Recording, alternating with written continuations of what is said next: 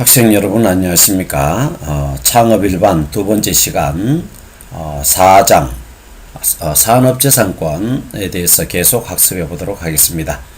저번 시간까지 우리는 산업재산권 중에 특허권, 실용신안권, 그 다음에 디자인권에 대해서 학습해 봤고요. 네 번째 이제 상표권에 대해서 학습해 보도록 하겠습니다. 상표란 무엇이냐? 기호나 문자, 도형 혹은 입체적 형상으로 구성된 것으로서 타인의 상품 또는 업무와 식별하기 위해 당사업자가 상품 또는 업무에 사용하는 표장, 그죠? 표식이죠, 그죠?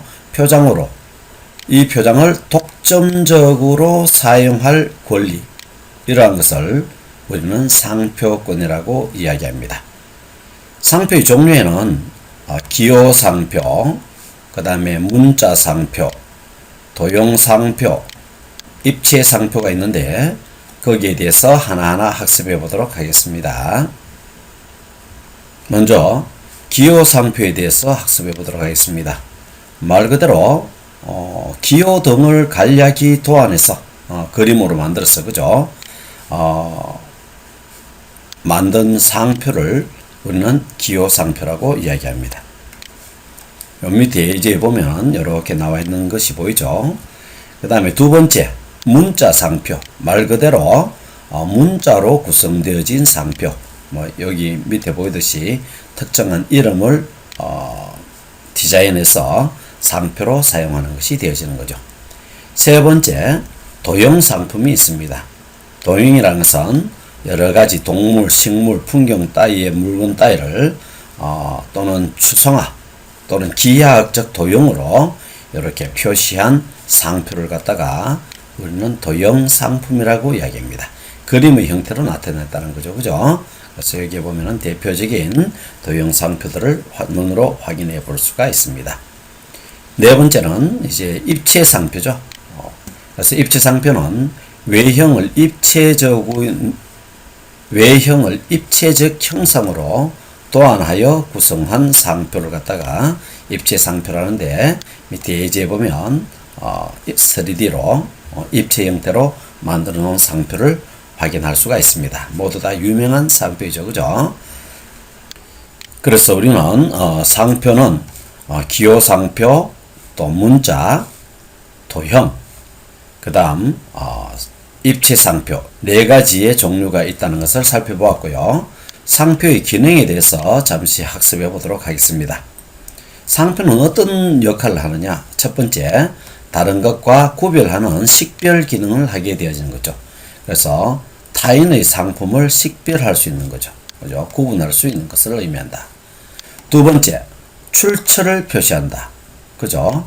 그래서 동일한 상표를 표시한 상품은 동일한 출처에서 나왔다. 동일한 공장, 동일한 사람의 손에 의해서 만들어진 것이다. 라는 것을 표시하는 것이고, 그 제품을 쓰는 사람에게 안전성과 믿음을 줄 수 있는 것이죠. 그죠? 그 다음에 세 번째, 품질을 보증하는 기능을 한다. 그죠? 상품의 이름을 걸고 하는 거잖아요. 그리고 또 하나의 상품은 동일한 것으로 또 수요자들에게 인식되어지잖아요. 그죠? 그래서 동일한 것으로 소유자에게 보증되어질 수 있다. 그 다음에 네 번째, 광고 선전의 효과를 가지게 되어진다. 그죠? 광고 선전의 효과. 그 다음에 다섯 번째, 그 자체로 사람들에게 이미 각인이 되어져서 그 제품에 대한 선호도를 갖다가 불러일으키고 또 인지할 수 있는 어떤 마케팅 효과를 가진 재산적 기능, 그 자체로도 재산적 기능을 충분히 가지게 되어집니다. 그래서 이러한 재산적 기능은 자유 양도도 가능하고요, 또 임대도 가능하고요, 또 사용권 설정 등을 통해 여러 가지 이 재산적 이익도 추구할 수 있습니다. 자, 다음은 산업재산권의 분류를 표를 통해서 한번 알아보도록 하겠습니다. 앞부분 우리가 다 살펴봤는 부분이고요. 그 다음에 보호 대상은 이제 특허는 발명물과 방법 모두 다 보호 대상이 되어지고, 실용신안권은 구조 및 형상에 관한 고안, 방법이라든지 이런 것은 되지 않는다 그랬습니다. 그죠? 형상에 대한 고안. 그 다음에 디자인은 물품의 디자인. 이 부분에 대해서 보호가 되어지고요. 상표는 상품 및 서비스에 사용하는 마크만 보호되어진다는 것입니다. 그 다음에 이제 존속 기간에 대해서 한번 알아보겠습니다. 특허는 설정 등록일로부터 해서 출원일 후 20년 동안 그 존속 기간을 인정받게 되어집니다. 실용신안권은 설정 등록일로부터 출원일 이후 10년 동안 그 존속 기간을 보호받게 되고요. 디자인은 설정 등록일로부터 출원일이 아닙니다. 등록했는 날로부터 20년이 되어지고요. 상표도 설정 등록일로부터 출원일 아닙니다. 10년간 보호하게 되어지는 것입니다. 자, 여기서 보면 출원일이라는 말이 나오는데요. 이것은 이제 심사해달라고 심사 요청하는 거죠. 그죠? 그래서 여기서 필요한 여러 가지 서류를 갖다가 이렇게 특허청에 이렇게 내는 것을 갖다가 우리는 출원이라 이야기하고요. 특허청에서는 심사를 하게 되어지겠죠. 모방품이 있는지, 법적 분쟁이 있는 것은 없는지, 하자가 있는지, 또는 실행 가능한 안건인지에 대해 심사를 하고 난 다음에 심사에 통과하게 되어지면은 이제 등록을 하게 되어지는 것이죠. 등록 날짜가 이제 아마 요 특허청에 낸 여기 출원일이니까 출원일보다 더 뒤에 있겠죠. 그러나 등록이 되어짐과 동시에 20년이라는 것은 여기서부터 20년이 아니라 다시 되돌아가서 최초에 출원했는 이 날짜로부터 20년 동안 유효기간이 되어진다는 것입니다. 그 법적 권한을 가진다는 거죠. 그죠? 마찬가지로 실용신안권도 마찬가지입니다. 설정 후 등록이 되었다. 심사를 거쳐서 등록이 되었잖아요. 그러면 다시 최초로 출원했던 날로 돌아가서부터 그때부터 10년이 되어집니다. 왜 10년인지 알겠죠? 특허는 상당한 노력과 시간과 비용이 투자되어졌기 때문에 그 보호를 오래 해주는 것이고요. 실용신안권은 아무래도 특허보다 좀 그 난이도가 작잖아요. 그래서 보호기간을 좀 짧게 했다 보면 됩니다. 그러면 디자인과 상표는 제일 처음에 심사를 요청하고 난 다음에 이제 등록이 되어지겠죠. 그죠? 이 등록일로부터 디자인은 20년간 보호가 되어지고요. 상표는 설정 등록일로부터 마찬가지입니다. 등록일로부터 10년. 이렇게 구분해서 외워놓으면 좋겠네요. 그런데 여기서 하나 더 알아놓으면 좋을 것은 상표는 10년이 이제 다 돼가면 그 전에 갱신을 할 수 있습니다. 그죠? 다시 연장을 할 수 있다 이 말입니다. 10년 단위로 계속 연장을 할 수가 있는 거죠. 그래서 이 언제까지 할 수 있느냐? 무한정. 그죠? 무한정 할 수 있다. 영구적으로 할 수 있다. 그렇기 때문에 이제 상표에 대한 보호를 해주는 것이 되죠. 자, 다음은 산업재산권의 출원 및 등록 절차에 대해서 하나하나 학습해 보도록 하겠습니다. 먼저 특허권부터 해보도록 하겠습니다. 특허권은 출원을 하고 특허 출원을 하고 이제 아까 얘기했지만 심사를 거친다 그랬죠. 심사를 거치고 특허료를 납부하면 이제 특허권이 발생하게 되어집니다. 특허의 출원은 새로운 발명한 그 사람이 그 발명을 공개하는 대가로 이제 독점권을 갖기 위한 특허를 허락해 달라고 국가에 일정한 양식 및 절차에 따라 신청하는 행위, 이를 갖다가 우리는 뭐라고 이야기하냐면은 특허 출원이라고 이야기하는 것이죠. 그죠? 허락해다오, 이런 것들이죠. 그죠? 자, 도표를 보면서 한번 학습해 보도록 하겠습니다. 특허 심사를 요청하는 사람이 이제 출원서도 내고, 그죠? 그 다음에 뭐 요약서도 내고, 그 다음에 명시서도 내고, 그죠? 또 이제 뭐 있습니까? 도안도 내고 필요하면은 이와 같은 서류를 갖다가 특허청에 이렇게 제출하면은 특허청에서는 이렇게 심사를 하게 되어집니다. 그죠? 그리고 난 다음에 이제 어떤 다른 부분과 상충되어지는 부분, 충돌되어지는 부분, 이런 것들이 있거나 또는 부족한 어떤 지식이나 또는 더 알고 싶은 분이 있으면은 의견 제출을 갖다가 또 통지하게 되어지죠. 그러면 거기에 대해서 보완해서 또다시 거기에 대한 보완 자료를 갖다가 특허청에 내는 이런 과정을 거치게 되어지고요. 이런 과정에서 통과를 하게 되어지면은 이제 특허가 결정이 되어지는 겁니다.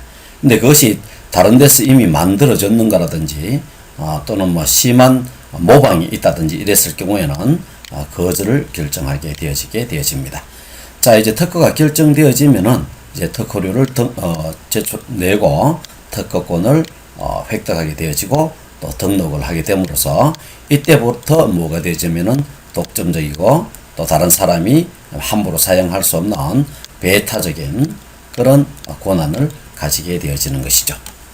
그러면 특허 출원에 필요한 서류는 어떤 것들이 있는지 한번 살펴보도록 하겠습니다. 특허 출원 시 필요한 서류. 첫 번째, 특허 출원서가 되어집니다. 두 번째, 요약서. 세 번째, 상세하게 설명해 놓은 명세서. 그 다음에 필요하다면은 도면. 이 네 가지를 첨부해서 제출해야 합니다. 지금부터 하나하나 내용을 한번 살펴보도록 하겠습니다. 먼저 출원서입니다. 출원서는 어떠한 내용이 들어있는지 한번 볼까요? 출원인의 성명, 주소, 대리인의 표시, 그 다음에 발명의 명칭, 성명, 주소, 그 다음에 발명자의 성명, 주소, 이런 것들이 모두 다 기재되어야 되는 것이죠. 누가 이제 출원했다라는 자기의 권한을 갖다가 나중에 표시해야 되니까요. 그 다음에 두 번째는 이제 요약서가 되어집니다. 그죠? 발명한 내용을 요약하여 간추려서 핵심 포인트만 기재한 것이 되어지죠. 그래서 요약 또는 대표도 또는 색인어로 구성되어지는데요. 기술적으로 정확하고, 그죠? 기술적으로 정확하고, 포괄적이어서는 안 되겠죠. 그죠? 구체적이어야 된다는 이야기죠. 그 다음에 간단 명료하게 발명의 개요를 나타내는 것이어야 된다. 그래서 누구나 이해하기 쉽고 또 만들 수 있겠다라는 설득력이 있는 그런 내용이어야 된다는 거죠.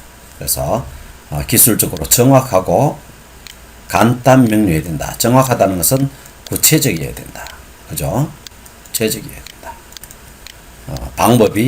방법이 포괄적이서는 안 된다. 구체적이고 세부적으로 나타나야 된다. 또 세 번째 필요한 서류는 명세서가 되어집니다. 상세하게 기록되어지는 것이 되어지겠죠.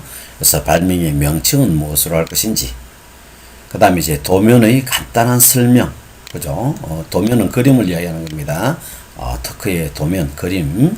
그 다음에 세 번째, 이제 중요한 거죠. 발명에 대해서 상세하게 설명을 해줘야 됩니다. 그래서 이 발명을 하게 된 이유가 무엇이냐, 그죠? 발명의 목적, 어떠한 목적으로 만들어졌느냐, 그죠? 그 다음에 두 번째는 이 발명은 어떻게 구성되어져 있느냐, 그 기능들은 또 어떤 것들이 있는가, 그죠?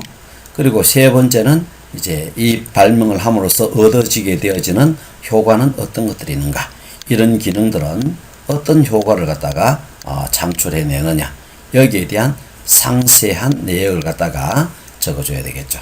왜 만들려 했고, 각 기능은 어떤 것이며, 그 기능들이 어떠한 효과를 가져오느냐, 이런 것들을 나타내줘야 됩니다. 그리고 특허 청구의 범위도 명세서에 나타내야 되죠. 명세서에 기술된 내용을 중심으로 특허의 권리 범위를 결정해야 된다. 어디까지, 어느 범위까지 내가 그 독점적 또는 배타적인 권한을 가질 것인가 라는 그 권한의 범위를 갖다가 그 안에 적어줘야 되는 거죠. 그죠? 그 다음에 이제 예를 들어서 브레이크를 새롭게 만들었다. 그죠? 밟지 않아도 저절로 서는 브레이크를 만들었다. 그러면 자동차 전체에 대해서 특허를 주장할 수 없잖아요. 그죠? 그래서 자기가 주장할 수 있는 또 브레이크 기능 중에서도 특히 특정 부분의 기술에 대해서 주장하는 그 부분을 갖다가 범위라고 보면 되겠습니다. 주장할 수 있는 범위. 그리고 이제 이와 같은 것들은 제3자에게 발명의 내용을 공개하고 제3자가 그 발명을 재현할 수 있어야 된다. 만들 수 있어야 된다. 그죠? 구체적이어야 된다. 이 말입니다. 그 정도로 명확하고 또 충분히 그 내용을 기재해야 된다. 그래서 권리를 결정하는 권리서의 역할과 아까 처음에 이야기했는 거죠. 그 다음에 제3자에 대한 기술의 문헌의 역할, 참고 자료의 역할까지도 같이 하는 것이 바로 특허 청구의 범위가 되어진다. 다시 한 번 더 정리하면요. 명세서에는 발명의 이름, 그 다음에 이제 도면의 간단한 설명, 그 다음에 발명의 상세한 설명, 그죠? 그 다음에 특허 청구의 범위, 이 네 가지가 기록이 되어줘야 된다. 그리고 이제 필요한 서류 네 번째 도면, 이 부분은요. 발명의 실시 형태나 동작을 구체적으로 도면을 통해 표현하는 것인데 필요한 경우에 명세서 기재 내용의 이해를 돕기 위하여, 그죠? 이해를 돕기 위하여 첨부하는데요. 발명의 성질상 도면이 필요하지 않을 경우도 있다 이 말입니다. 그때는 이 도면을 제출하지 않아도 된다. 이렇게 보면 되겠습니다. 그러면 꼭 제출해야 되는 것은 이제 출원서, 그죠? 출원서가 있어야 되고, 두 번째는 요약서가 있어야 되고, 그죠? 요약서가 있어야 되고, 세 번째 명세서, 그죠? 명세서가 있어야 됩니다. 그리고 이 명세서를 보완 설명하기 위해서 도면이 필요하다. 이렇게 생각하면 되겠습니다. 자, 다음은 특허권의 효력 및 소멸에 대해서 학습해 보도록 하겠습니다. 아까 우리 이야기했듯이 출원일로부터 20년이 되는 날까지가 되어집니다. 그렇죠? 그런데 여기 보면 예외사항이 나와 있죠. 의약품이나 농약 또는 농약의 원료 등과 같은 경우는 어떤 다른 법규에 허가가 필요한 사항이 있을 수가 있다 이 말이죠. 그죠? 그럼 시간이 좀 더 늦어지겠죠. 그래서 이와 같은 것들은 5년 이내에 연장할 수 있다라고 되어져 있습니다. 그리고 이제 특허권의 소멸은 특허료를 납부하지 않거나 존속기간이 만료되어졌다. 20년이 만료되어졌다. 그 다음에 본인이 특허에 대해서 포기를 했을 때, 취소했을 때, 또 어떤 불법적인 행위로 무효가 되어지거나 또는 상속인이 없을 경우, 이런 경우에는 특허권이 소멸하게 되어지겠습니다. 마지막으로 PCT에 대해서 학습해 보도록 하겠습니다. Patent Cooperation Treaty 해서 특허 협력 조약이 되어지겠네요. 그죠? 밑에 한번 내용을 살펴보겠습니다. PCT는 특허 또는 실용 신안을 해외에 출원할 경우, 이제 외국의 특허도 내야 되잖아요. 그죠? 예, 출원할 경우 이런 것을 보다 더 간소하고 비용을 절약하여 기술 교류 협력을 하기 위하여 체결되어진, 이렇게 체결된 다자간 조약이다. 다자간, 여러 사람, 그죠? 여러 사람, 여러 나라 간에 체결이 되어져 있다. 그래서 여기에 체결된 국가에는 일괄적으로 특허를 동시에 신청할 수가 있다는 것이죠. 특허 독립 원칙상 우리나라는 속지주의, 즉 그 나라에 해당되어진다. 우리나라에 특허를 내게 되어지면은 우리나라에서는 권리를 취득하겠지만은 다른 나라에서는 권리를 취득하지 못하게 되어지는 거죠. 그죠? 이런 것을 그 나라에만 속한다 해서 속지주의라고 이야기합니다.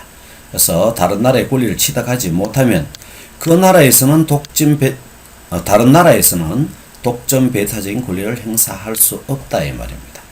그렇기 때문에 다른 나라에서 우리나라의 제품을 모방해서 자국에서 판매하고 쓸 수가 있겠죠. 그렇다면 우리나라는 독자적인 제품을 해외에 수출하지 못하여 큰 손해를 입을 수도 있게 되겠죠.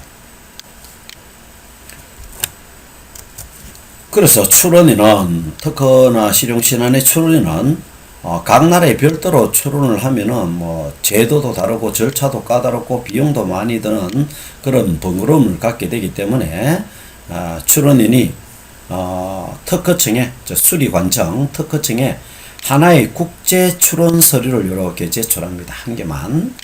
그러면은 다수의 제약국, 어디의 제약국입니까? 예, PCT죠. 그죠? PCT 제약국. 현재, 2020년에 약 153개국이 체결이 되어져 있습니다. 알겠죠? 이 책은 조금 더 시간이 지났기 때문에 142개국으로 되어 있는데요. 현재 153개국 정도가 체결이 되어져 있습니다. 그래서 다수의 제약국을 지정하면 지정된 모든 제약국에 국제 출원 서류가 제출되어 직접 출원한 것과 동일한 효력을 가지게 되어지는 것이죠. 그래서 각 나라마다 심사를 통해서 특허를 갖다가 이제 부여하게 되어지는 것입니다. 그래서 PCT 국제 출원은 제약국 간의 그 효력이 인정되며 2020년 현재 약 153개국이 체결되어져 있습니다. 이상으로 특허권의 출원 방법, 절차, 그리고 그 효력에 대해서 한번 학습해 보았는데요. 다음 시간에는 실용신안권, 상표권, 디자인권의 등록 절차에 대해서도 한번 학습해 보도록 하겠습니다. 오늘 대단히 고생 많이 하셨습니다. 이상 마치도록 하겠습니다.